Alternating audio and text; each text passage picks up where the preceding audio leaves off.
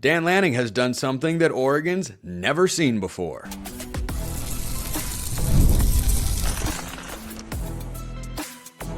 You are Locked On Ducks, your daily podcast on the Oregon Ducks. Part of the Locked On Podcast Network, your team every day. Yes, it is that time. Once again for Locked On Ducks, I'm your host, Spencer McLaughlin. Thank you so much for making this your first listen or your first view of the day. Part of the Locked On Podcast Network, your team every day and your number one source to stay up to date with the Ducks. Plenty of chatter coming today, including a heater of a rant on Oregon basketball. For the moment, let's just make that very clear. And also make clear this episode is brought to you by our friends over at Game Time. Download the Game Time app, create an account, use code LOCKEDONCollege for $20 off your first purchase. So, Eric Scopel, my guy over 24/7 Sports, friend of the show, wrote a piece detailing, link in the description below, that this is the first time ever, and just the second time in the 24/7 era that they have had these metrics, that Oregon has pulled in a recruiting class comprised entirely of blue chip prospects, meaning every guy, according to 24/7 Sports rankings, is either a 4 or 5 star recruit. Cue the trolling replies below. Go ahead, let them roll in. There will be a lot of different looks that you will see here from that particular crowd. You know the one. They'll never play, they'll just bring in a transfer crowd, or Oregon won't be able to develop them, that's too bad, or they're overrated, they're just getting ratings inflation, even though plenty of Oregon recruits in this 25 cycle actually were downgraded going into the final weeks of the rankings here, but some guys were upgraded as well. So that then begs the question, what should we expect from this 2025 class? Because you pull something off like this, it doesn't have the kind of allure or the flashiness, even, as amazing as that sounds, as Oregon's class last year, which was the highest rated in Oregon history. But this is still a notable marker that Oregon went smaller with quantity and still incredibly high with the quality of recruits that they brought in the 25 cycle, which is still a top 5 class. Now, that was also factoring in JKS, who has since transferred to Cal because he was never really wanting to go to Oregon. It was any port in a storm. That's a long explanation and such. But still, this is the third straight top 10 class that Dan Lanning and his staff have pulled off. And if you've got 19 guys which takes out JKS, he was the 20th, and they're all blue chip players, how many should we expect to make a legitimate impact for Oregon going forward? How many should we expect to make an impact this fall? Let's start there, and then we'll progress to the next step. So the two guys that are the highest rated consensus 5-star prospects are Dakorien Moore, the wide receiver, number 1 overall at his position, and Naeem Offord, who Oregon flipped from Ohio State, is listed as a corner, but could play nickel, could play safety. It's just kind of a do-it-all defensive back. And if you hear Brian Smith, our Locked On recruiting guy here at the network, talk about Naeem Offord, who he has seen in person many times, he says there's just not a lot of guys like him. So I put a poll out on Twitter yesterday, which is an incredibly scientific method of knowing how everything's going to go down, obviously, about which true freshman you thought would make a bigger impact, Dakorien Moore or Naeem Offord, who are Oregon's highest rated recruits in this cycle. Just over 100 people voted, or around 100 people voted, and the overwhelming majority said Dakorien Moore. I happen to agree. I don't think it's out of the realm of possibility. Naeem Offord plays a significant role this year. It's not unheard of for highly touted defensive backs to come in and make an impact right away. Caleb Downs at Ohio State, he's a sophomore, transferred to the Buckeyes in the offseason. That was a pretty good portal addition. But he played his true freshman season at Alabama, and he was every bit as good. So I land in the Dakorien Moore camp just because I think the opportunity is so readily available. With Tez Johnson gone, Dakorien Moore can come in and be the top slot receiver right away. He is that talented of a guy. Maybe Garrett Bryant Jr. going into his 5th year, who wasn't some lowly rated recruit, diamond in the rough sort of guy himself, coming out of high school when he originally committed to USC, is going into his 3rd year with Oregon. Didn't play a lot this past year. Maybe he's more prepared.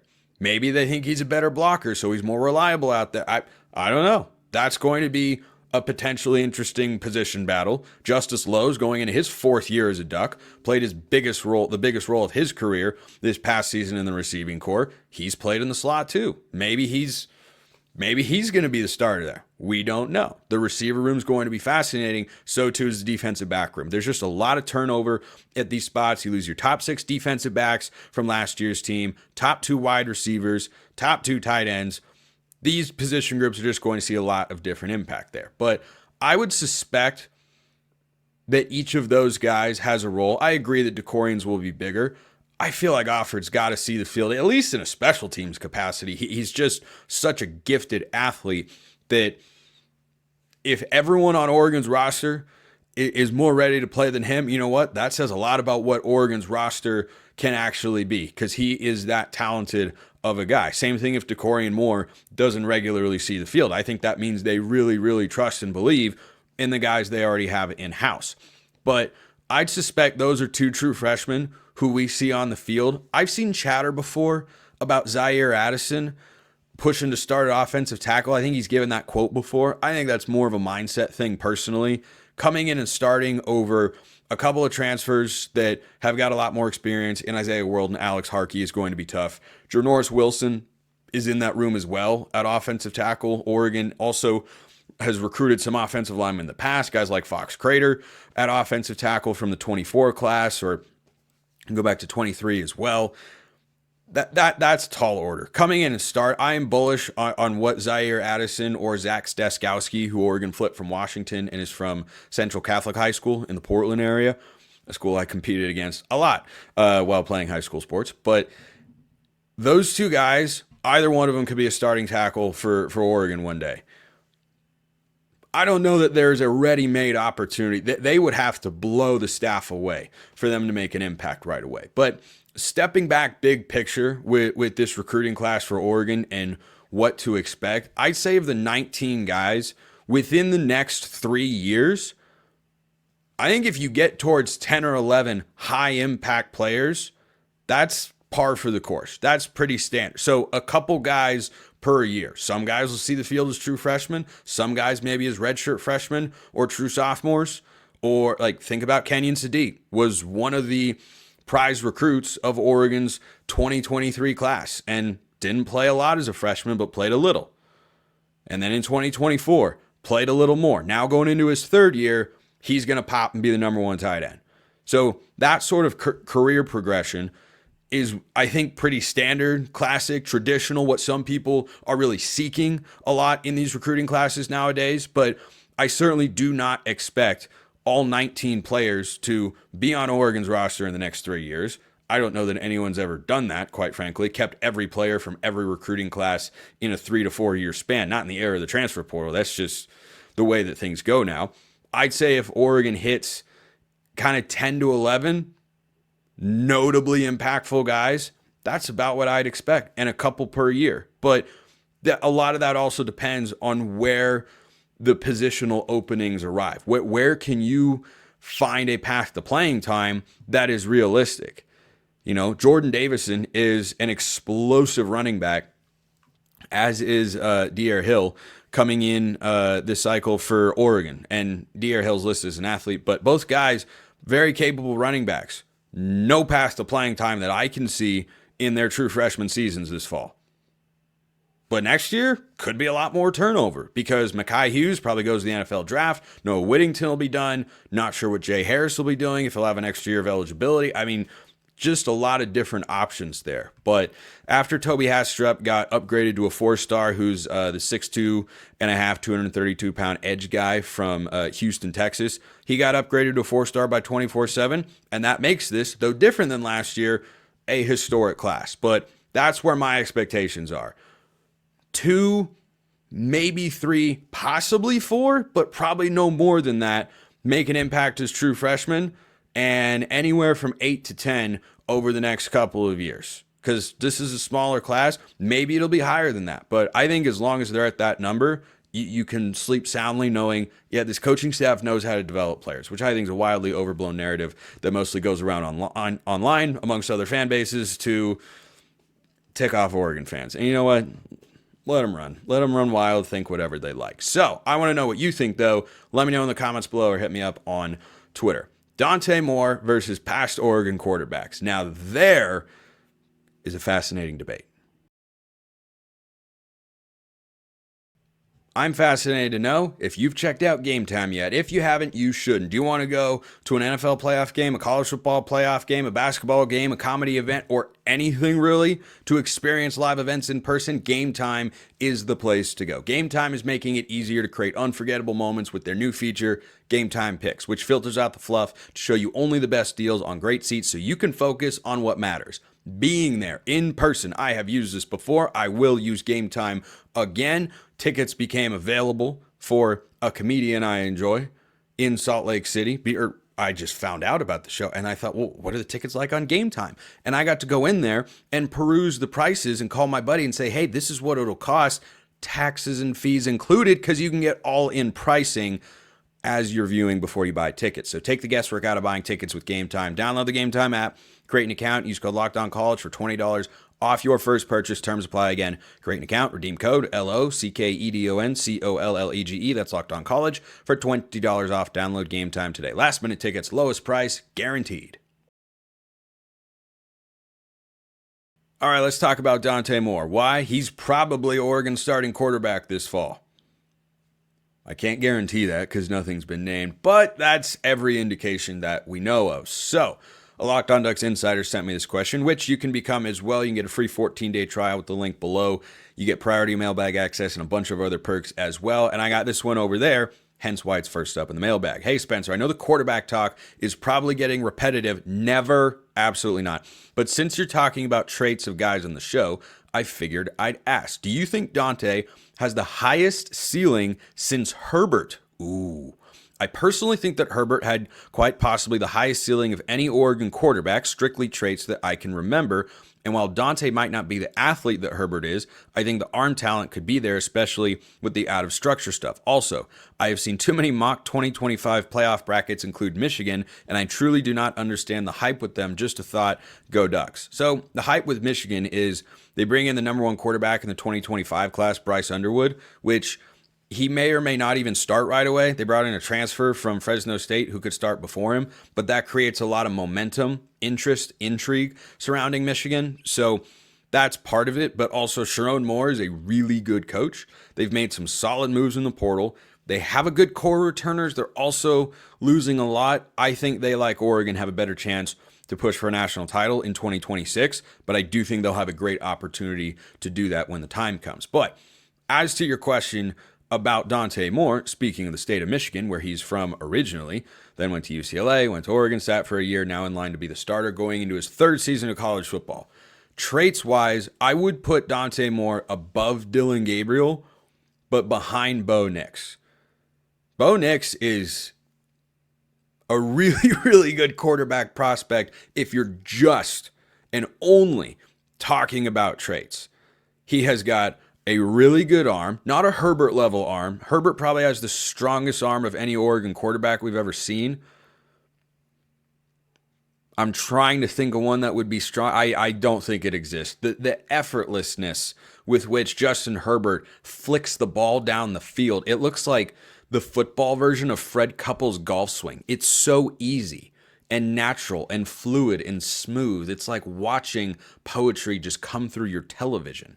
So I'd say Herbert from an arm standpoint is number one in that regard, but Bo Nix is really high on that list for me because remember, this was a five-star quarterback, Bo Nix, coming out of high school that didn't have the career he's necessarily looking for at Auburn, but he didn't get drafted in the first round just because he won games at Oregon. Dillon Gabriel just won a bunch of games at Oregon, and he threw a ball really fast at the combine. He's not going to get drafted in the first round. He might not get drafted at all. I hope he does, obviously, but I'm not expecting him to. He came back to college, Gabriel did, because he got an undrafted free agent grade the prior year. Certainly he upped his stock with what he did this past season at Oregon, but when you're as big as he is, you can just only do so much. But Bo Nix is every inch of 6'1", 6'2", really good arm, and he can really run. We saw that a lot with the Broncos this year. He can move. He can absolutely motor. More than Herbert can. Herbert is bigger with a bigger arm, but Bo Nix has got more mobility to his game. Dante Moore, I think, is kind of in between those guys. I'd say he runs better than you'd think. Maybe not quite as well as Justin Herbert, but nobody's arm is going to be on Herbert's level. I'd say overall, not just looking at arm strength, but factoring in all the traits, I'd put Dante Moore ahead of Dillon Gabriel, but behind Bo Nix, behind Justin Herbert, probably behind Mariota as well. Mariota had a good arm. I think Dante's is probably a little bit stronger. It's one of the reasons that he was a more highly rated recruit coming out of high school than Mariota was. But Mariota is also the fastest guy to ever play quarterback for the Ducks. He and Luke Moga, of course, who might never start a game for Oregon. But that's the way the quarterback room goes. You throw a bunch of guys in there, figure out who can work, how they can contribute, develop, and all that sort of stuff. But yeah, I'd say Dante Moore has higher level traits overall, like talking about an NFL draft prospect profile, than Jeremiah Masoli, than Darren Thomas, than Vernon Adams, all good quarterbacks, by the way, than Dakota Prukop, certainly than Anthony Brown. Tyler Shuck, that's an interesting one. Shuck is huge, by the way. Tyler Shuck is 6'5", and I don't know if you saw what he did at Louisville this past year. He was good. And when he was healthy at Texas Tech, they won football games. Tyler Shuck turned into a more than respectable college quarterback who maybe or maybe not gets picked up by an NFL roster. I think he's got a decent chance to do it. He had a really good season. I think his numbers were, let me pull them up real quick, because this past year at Louisville with Jeff Brom was a really good quarterback coach. Yeah, he's 6'5", 225, 63%, almost 3,200 yards, 23 touchdowns, 6 interceptions. Passer rating of 148. That's really good. that's a really good season. So I think Shuck's a better runner, but Dante's got more arm talent because his release and ability to use different arm angles is kind of Matt Stafford-ish. Not a one-to-one comparison there. It's just kind of what I see. Anytime I see a guy be able to drop down, which Dante can do and is super useful, yeah, Mahomes can do it, but Matt Stafford did it first. That was the first guy that was throwing submarine balls and looking like a shortstop at times out there at the quarterback position. But, I mean, going back even further, I'd put Dante above, probably below Dennis Dixon, honestly, because Dixon ran so well and also had an NFL career, mostly as a backup, but had a really good arm and could move and was really tall. He was a little skinny, but, I mean, overall, he was really good. So, yeah, I'd probably say Dante's top 5 to 7 traits guy all time, mostly on the arm. Like, he can move. This has been a subject on the show pretty often recently, actually, and I think it's an interesting conversation because he's not known as a runner, but as I've said, he's not immobile. You know, when I think immobile quarterbacks, Eli Manning, Jared Goff, an immobile quarterback, who's a real statue out there? Those are kind of the most high-profile examples. None of the guys that have been playing in the playoffs recently are immobile, except for Goff, because I mean Hurts runs around a bunch, and Allen and Mahomes, like they can all move. But I think there is some Mahomes. Please don't take this the wrong way. There is some Mahomes to Dante Moore. I wouldn't describe Patrick Mahomes as a running quarterback. Like Jalen Hurts is a running quarterback. He will run. They will have design runs for him. There are no design runs for Patrick Mahomes. But is he stationary in the pocket? No. That's kind of what I expect from Dante Moore. I don't see a guy who is required to just sit there because he's not athletic enough to get outside the pocket. I also don't see someone who you're going to call, a play that Stein has used the last couple of years in the red zone is, they motion the tight end across and have him be a lead block with momentum on the read option. And he kind of does a show block on the first guy and then gets out to pancake the corner. They ran it against Oregon State in 2023 and Michigan State in 2024 for touchdowns. I don't know that play is available. But the sprint outs that we've seen, or any kind of role play like that, or just Dante escaping a sack and moving to his right, yeah, he can do that. Run to throw. That's what I think he brings to the table. And his arm talent is really, really special. So, yeah, going back to your original question, I'd say guys above him, Herbert, Bo Nix, Mariota, Dennis Dixon. That's probably it. Joey Harrington be close. I don't know what their one-to-one arm talent evaluation would be coming out of high school.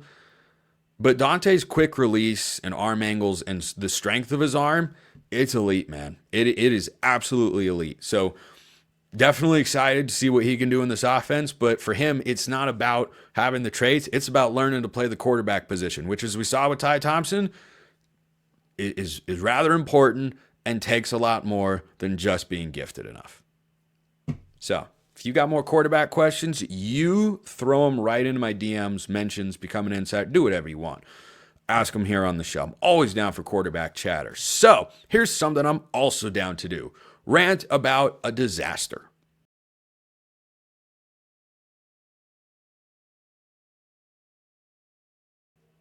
So my concern meter on Oregon basketball is ticking up. The Ducks have now lost 2 straight games for the first time all season long. That included a difficult non-conference, and that stretch where they won 3 in a row in that Las Vegas tournament that is bolstering their resume right now, still really impressive and also incredibly vital, lest you forget why I discussed those early basketball games here on the show and their importance. It's because a run like this happens to every team at some point. Most teams, I will say. I mean, sure, Kentucky went undefeated one year, lost in the tournament, by the way. Duke, when they had 3 top 10 picks, like those teams don't hit lulls like this. Oregon's in a lull.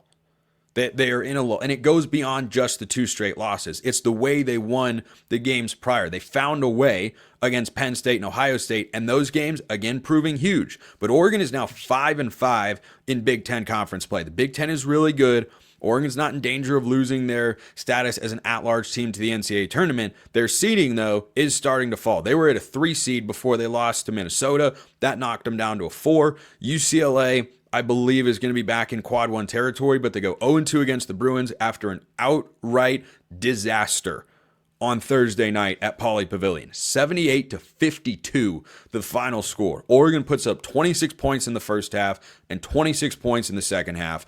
And let's start with the offense before we get to the defense. It is infuriating to watch this team when they struggle for a couple of reasons. And the first one is their shot selection is really poor.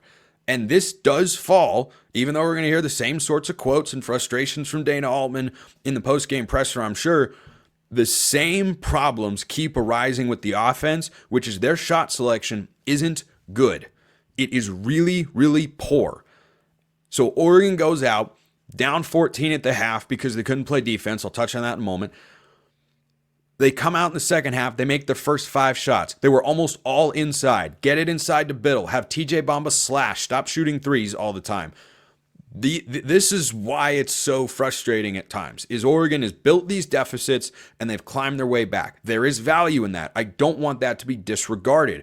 But this sort of stretch did feel inevitable. You can't fall behind by 10 to 15 points game after game after game and just keep winning and just keep pulling it out and finding a way to snatch a rabbit out of the hat time and again. It's going to catch up with you in conference play, and that's happening to Oregon right now. They lose to an unranked, previously 2-6 in Big Ten play Minnesota team who's improved, but again, you'd like to see Oregon win that game, and then they get embarrassed here by UCLA. 52 points, I believe, is one of the lowest point totals in the Dana Altman era. That's atrociously bad. They came out and shot 16 threes in the first half. They made 3 of them. They weren't falling down. Jackson Shelstad was scoreless in this game, on the heels of a game against Minnesota where Nate Biddle was scoreless. And the lack of adjustment to get your star players going on offense is a concern and has to be addressed for the Ducks in a major way. Major way. But then they started to claw their way back into it. It got as large as 17 or 18, and Oregon had whittled it down to 10. And they're coming up on the under 16 media timeout. They force a turnover. They're driving down the court 3-on-1, and they turn the ball over. That would have cut it to 8. Mick Cronin probably calls a timeout, and it's a different game. That's just one example. Oregon stepped on the sideline, catching a pass in the corner twice in the second half. They're not tough with the ball. They're getting out-physicaled on the rebounding department, on the boards, however you want to phrase it. They can't get crucial plays. They are not a detail-oriented team right now. Do I trust that Dana Altman can fix this? Yes, I know that he can. I've seen him do far bigger turnarounds in a season before. Last season at this time, Oregon was in a completely different spot and got themselves by the end of the year playing to a level where they could have made a run to the Final Four. That is not hyperbole whatsoever. They should have beaten Creighton, and they were an 11 seed. By the way, NC State, 11 seed, went to the Final Four. That was entirely possible with the way they were going. They probably, Elite Eight might have been their ceiling because they were so dependent on two guys. Not having Keyshawn Bartholomew on that team, in retrospect, seeing what Bartholomew means to this team was a huge, huge loss for the Ducks last year. Because it was Kuznard and Dante, and Shellstad still figuring things out as a true freshman. No one else could get their own shot. That team needed Keyshawn Bartholomew. This team needs Keyshawn Bartholomew, but it needs everybody else too. And so the frustrating thing about watching a team that is not shooting the three well, TJ Bamba is sub 30%.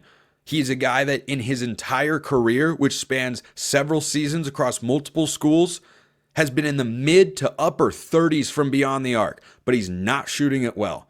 And yet in the first half, he wants to put him up. It's lazy. In the second half, UCLA still sagging off. He drives inside. He is darn near unstoppable. He was 4 of 7 on 2-point field goals and 3 of 4 at the free throw line. He was 0 for 4 from 3. Would I like to see him figure it out? Yes, because Oregon needs guys that can shoot. Kwame Evans is not taking a step forward offensively. He doesn't really have the opportunity to. Nate Biddle is cooling off. Oregon went 4 of 23 from distance in this game. So offensively, they have got to figure out a way to attack the paint early. Be inside out, not outside in, which is what they're doing right now. But they are bad in key situations. There was a spot where they were down 10. UCLA missed 2 free throws. KJ Evans didn't box out. Offensive rebound, 2 points, 12-point game. Those were the things that made this game so incredibly frustrating to watch. I mean, so incredibly frustrating. Because they were just not doing a bunch of little things well, and then UCLA was hitting shots. So defensively, Dana's teams have always been good defensively, and in the last couple of years, they've just straight up slipped. They have had games that are outside the norm, and things that we just almost never saw. But this has become a trend now. And they said on the broadcast, interestingly enough, that Oregon has been a good team defending the three this year. Statistically, that is true. But when other teams get hot, boy, do they seem to get hot. And they will make tough shots, and Oregon just won't defend the three. They won't have enough energy. They won't have enough juice. And UCLA was 11 of 23 from beyond the arc in this game and 56% from the field overall. That's unacceptable. And Oregon doesn't show any pride, effort, or consistency at that end of the floor until they get down. Over and over and over again. And at some point, they need to decide enough is enough. Let's play this way from the start. We're not able to just wait and come back and hit a big shot late. It's great they did that before. It really is. It still has them comfortably inside the field of 68. But you cannot allow this thing to cycle now. This is the biggest test of the season because they've lost 2 straight games for the first time and 3 of their last 4 overall. And this was not the most difficult stretch. Washington, Minnesota, UCLA, Nebraska, 4 straight unranked teams. They've already lost 2 of them. Nebraska's up next on Sunday. They just beat Illinois, who, as you may remember, came in and hit 16 threes against Oregon in a game earlier this season. This team needs a response, and it needs to start at the defensive end of the floor so that they can get out in transition and find some easy shots, because it is clearly too difficult for them to consistently play half-court offense. That is not something that they can do for 40 minutes. They need transition buckets. Bamba needs to drive early. Shellstad's got to be more aggressive. He just wasn't looking for a shot at all. UCLA was more aggressive on the rebounding. They were more aggressive defensively. They looked longer and more athletic. They weren't necessarily. That's just how it looked. And everyone needs to go to Supreme Cook and say, how do you motivate yourself before the game? Because that's what I need to do. There is not enough physically killer instinct on this Oregon team. They're soft right now. They don't have to be for the rest of the season, but right now they are soft. And UCLA bullied them on Thursday night. And hopefully they take it personally, Michael Jordan style, and respond, because that's what they need. But Thursday was the worst game of the year by far. I mean, Portland was almost a disaster, but they found a way to win. I know that the team that beat Texas A&M, San Diego State, and Alabama in consecutive games is still in there. I know they are, but in those 3 wins, Oregon allowed 70, 68, and 81 points, and they gave up 81 to an Alabama team that routinely hangs 90 on other teams. That team is still in there, but they don't have it right now, and they've got to go find it. And it starts with Nebraska at home on Sunday. Get to Matthew Knight Arena and fuel them with energy if you can, because they need juice, and they lacked it on Thursday night, and UCLA swept them this season. But there is then going to be the toughest road trip of the year. At Michigan State. That's a borderline top 25 team, quad 1 team in Michigan, and number 7 Michigan State. So Oregon's been kicked. They're down. Got to respond. 1, 2, 3, 4, 5, 6, 7, 8, 9, 10 games left in the regular season to keep Oregon in the top 5 seed range for the NCAA tournament. I would like to see them win at least 6. Appreciate everyone listening. I'll see you next time. Have a wonderful rest of your day and a great weekend. And go Ducks.